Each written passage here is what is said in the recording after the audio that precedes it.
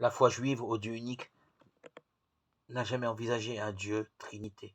Mais il semble bien que, sans abandonner l'unicité de Dieu, elle pressent qu'au sein même du Dieu un, il y a un mystère de dialogue et de communion. Après la résurrection du Christ et à la lumière de l'Esprit Saint que les apôtres ont reçu à la Pentecôte, les chrétiens ont relu les Écritures.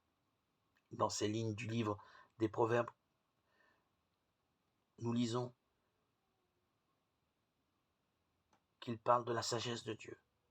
Ils ont reconnu en filigrane la personne du Christ. Écoutez ce que déclare la sagesse de Dieu.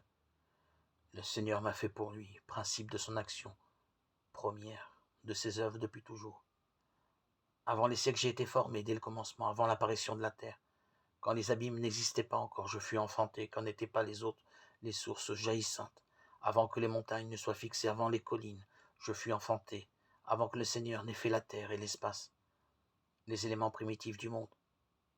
Quand il établissait les cieux, j'étais là, quand il traçait l'horizon à la surface de l'abîme, qu'il amassait les nuages dans les hauteurs et maîtrisait les sources de l'abîme, quand il imposait à la mer ses limites, si bien que les eaux ne peuvent enfreindre son ordre, quand il établissait les fondements de la terre.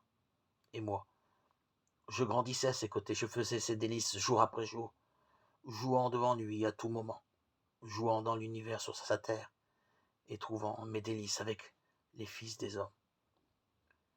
Première lecture du livre des Proverbes, chapitre 8, 22, 31.